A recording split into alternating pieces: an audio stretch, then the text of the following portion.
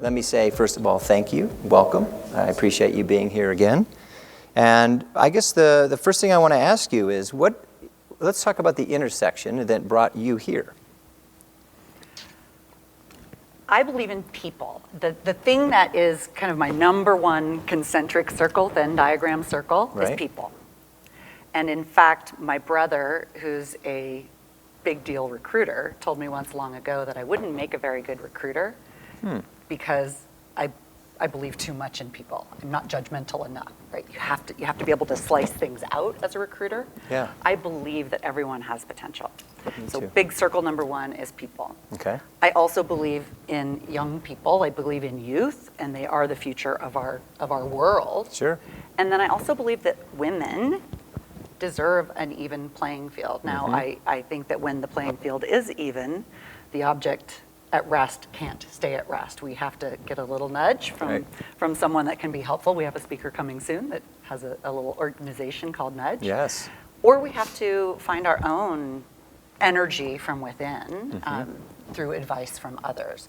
So if we look at the circles of people, youth, and women, today just feels like it's the perfect storm. It's it's the core of my heart, the core of my being, and I'm really happy to be here. Thank you for the invitation. Well, and going into your Venn diagram there, for me, that center piece of leadership is our thoughts, our words, our actions, and our behaviors, and those behaviors create the most important thing, as I mentioned very early in the show, is relationships.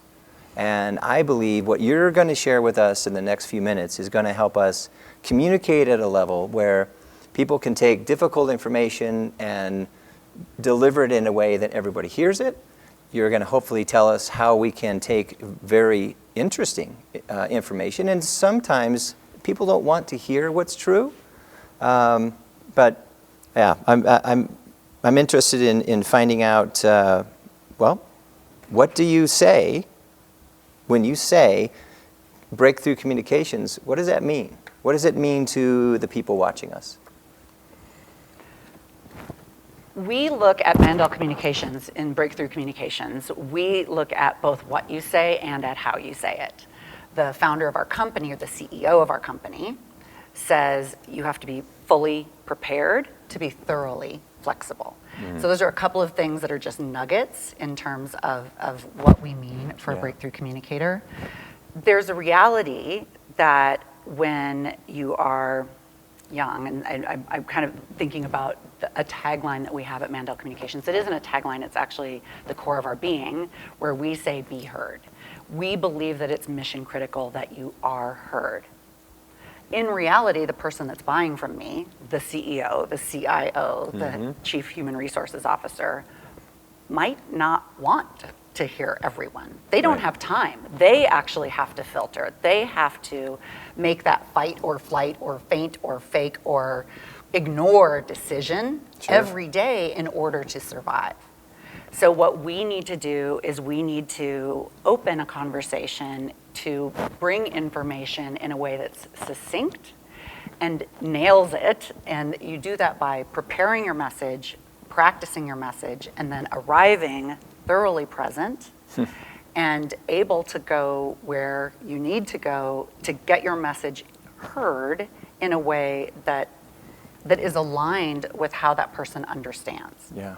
So one of the things that you and I had talked about before this conversation is let go of your narcissist card, right? Yeah. Like you can't think about yourself when you want to be heard. That seems incongruent, right? No, I've carried it around a while. It's gotten better over the past 10 years. But when you said that when we were communicating, like, yeah, I've been that guy. In fact, yesterday in front of 100 people in the hospitality company, I was letting them know that there isn't a mountain that the top doesn't include ego. It doesn't include narcissism. It doesn't include arrogance. So come off whatever faulty mountain that you want. And I don't mean to interrupt, but I'm also saying that we need to be real. And we need to be open and vulnerable with what it is we say. And you said preparation earlier, and I've prepared hours and weeks for this day. But the moment I stood right here and opened, I asked myself, am I really prepared to welcome the world to this event?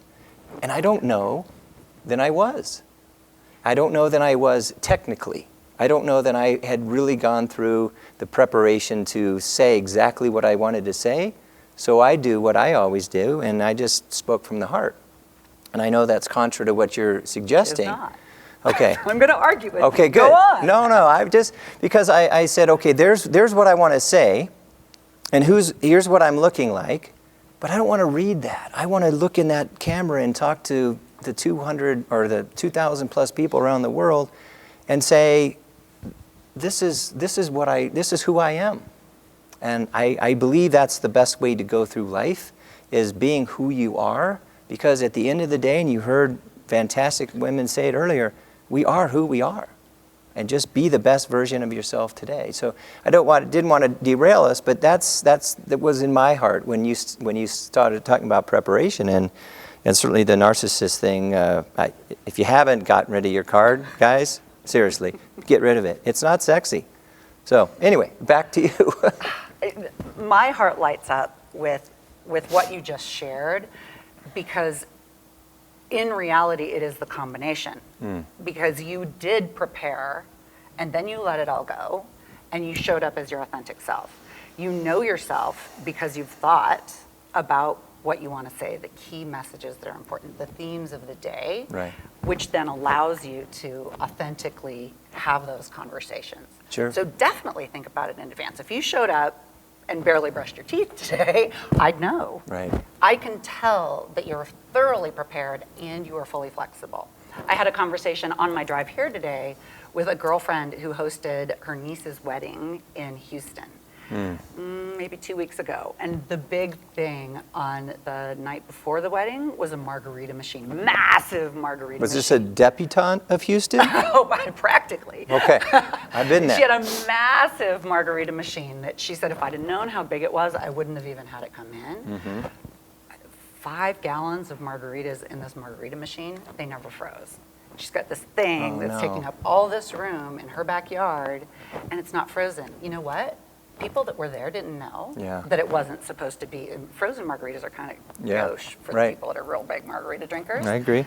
It's when you're at a wedding, when you're at an event, all that the people that are in our worldwide audience see is what happens now. If we planned something super magical and it didn't happen, what they got to see was that magical card flick of throwing away your narcissist card, which you did authentically and in the moment and with humanity. Yeah. You couldn't have planned that.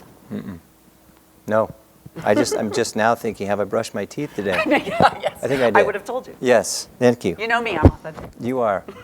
So share, not on the card, Naomi, share some of the experiences, the mentors that you've been fortunate enough to be led by, and what would you tell the audience around why a mentor or a coach or someone that is helping bring you along, why are they important? And who was important in your life, if you want? Mention him or her. There was a conversation in our earlier panel about, it was citing some information from the book Lean In, where they talk about how we as women, if there are 10 things on the list that we need in an interview and we've only got 9, we might talk ourselves out of it. We may not even apply. And then a man may apply with 7 of those things and be like, 70%, that's passing grade.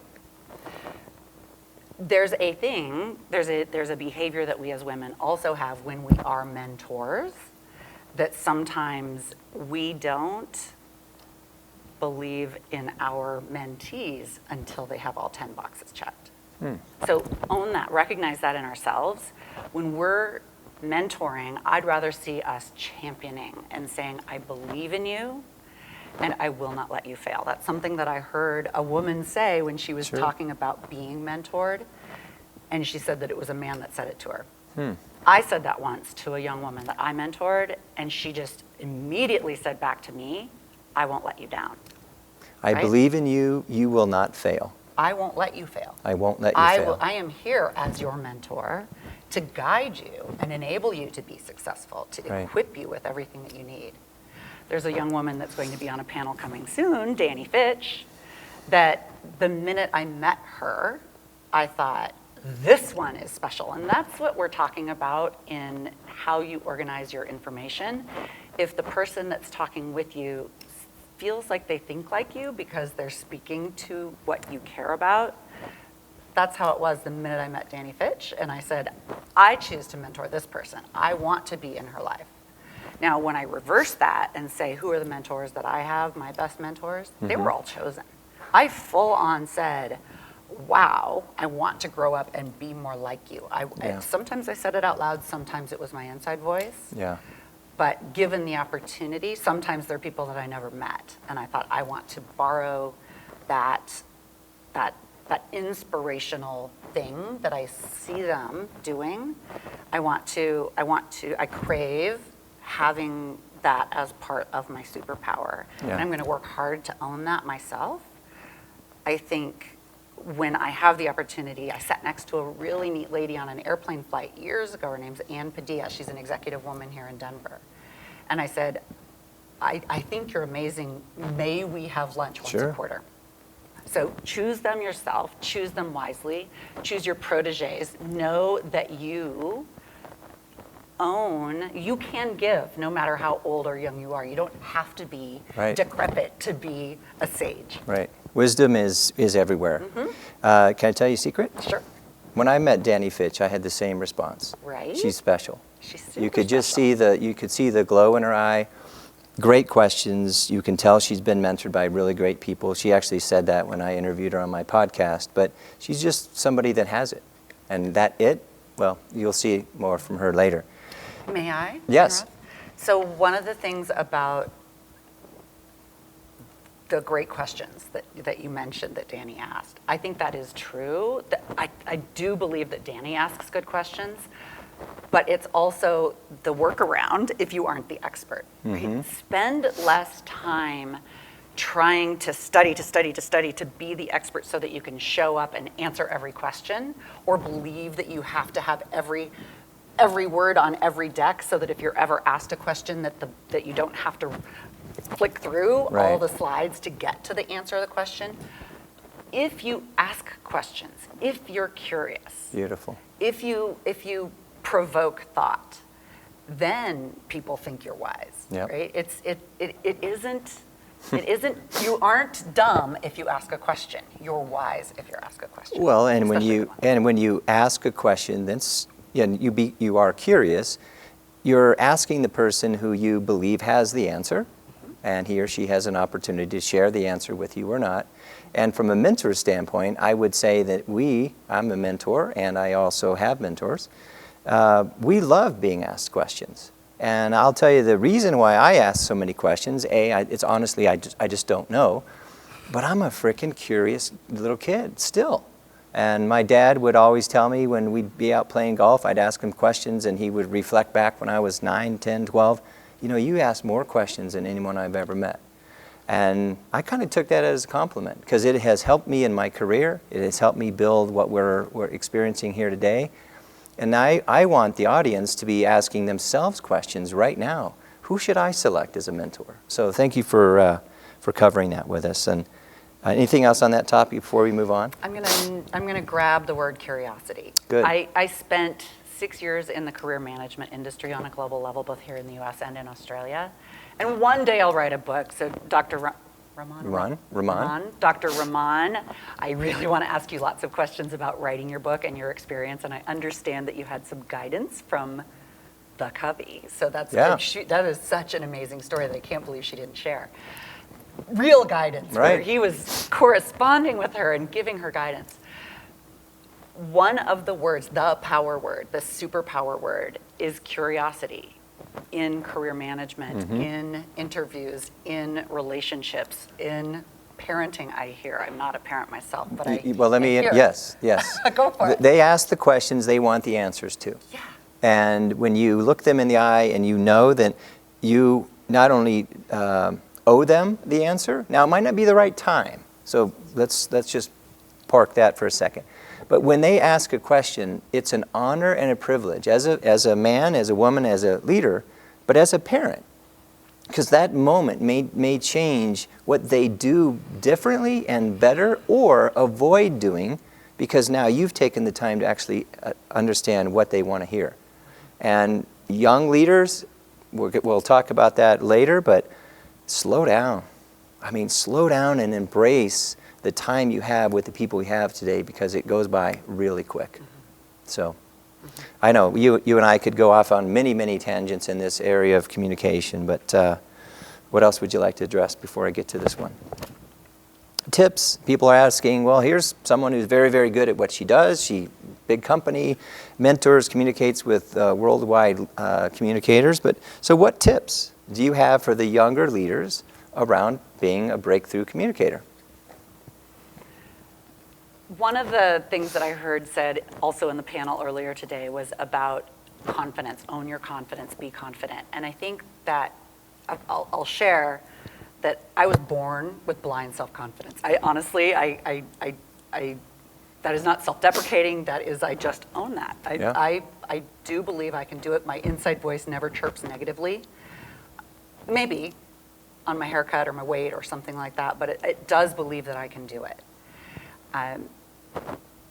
I heard, and I shared this actually last year when I was in your 3D hybrid environment, about my dear friend Frank O'Halloran from Italy, who talks about the mindset of any time you're kicking off a presentation. That there are 3 things that he says to himself. You look in the camera, you love the camera, you own the camera is your friend, and you say, there's nothing I would rather talk about. There's no one I'd rather talk about this with, and there is no place that I would rather be than right here. And if you have that conversation with yourself before you start anything, that confidence shows up. Because if you go into an executive's office and you think, oh, I'd rather not be here. Yeah, scared stiff. He, she, they intimidate me. You need to own that this is an important issue. And then you can take yourself out of it. You can toss your narcissist card, take yourself out of it, own the problem, own that the problem must be resolved.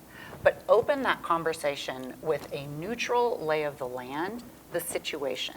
That I see you, I understand your playing field, you are the hero of my story, and I believe in you as the executive that I've approached. I've recognized a complication that has been here for a while, and I know that it causes you stress, and the implication is it costs us, and I can articulate how much that is. Those are 3 things: situation, complication, implication. Then the position is the one thing out of 6 in these 3-step processes that's about me. I can solve this problem. All I need from you is an ask. And the benefits to you are I've solved that problem. So it's a very simple model. We call it SCIPAB. People around the world are junkies for this. You can see information on our LinkedIn website about how people have used it. But it is if you have a methodology for organizing information so that it's simple, so that it's distilled, so that you can stay on track, it's important. Lump things in groups of 3. Think before, but show up authentically.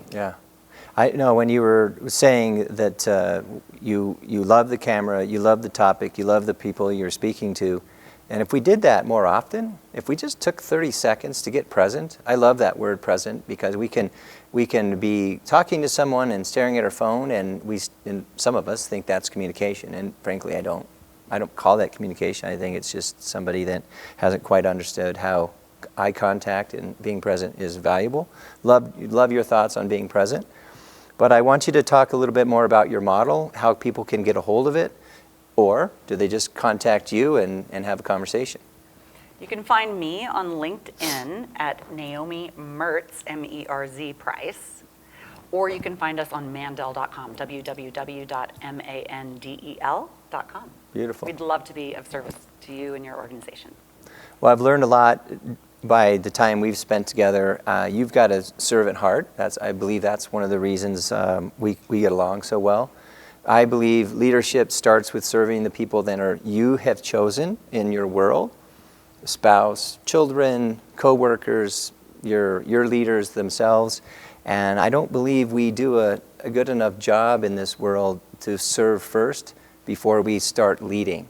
So I know this is the leadership development series, but at the same time, if we don't develop as leaders and we continue to think more about ourselves and other people, how do you keep someone from wanting to get rid of that I'm better than anybody, the narcissist card, as you say, and become more humble? How do you help, especially the young leaders who are trying to skip those really important steps of development? What do you say to them? It's a big question. It always requires a little bit of unpacking. Good. So the first thing is, what do you want? What do you want to get done, right? So that they actually do have an agenda. Right.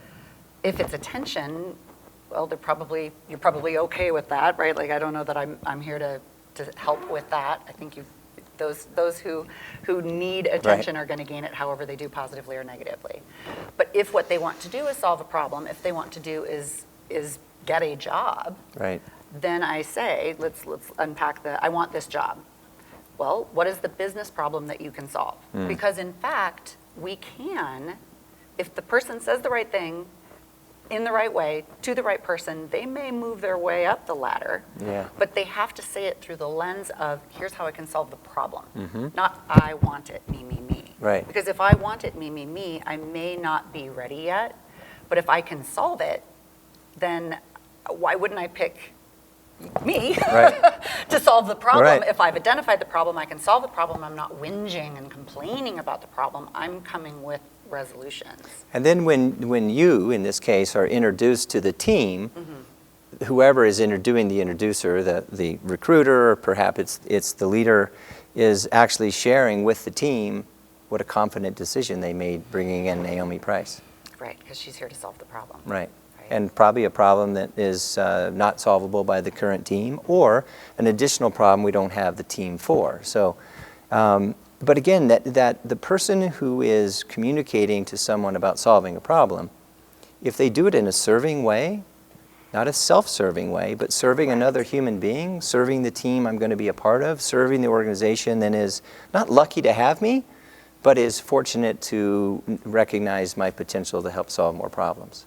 So it's a beautiful topic, and I would absolutely agree with you that the young leaders or the emerging leaders, regardless of age, and we're assuming they're in their 20s and 30s, which I am absolutely not anymore, are the future, not only of our organizations, but our country and our world.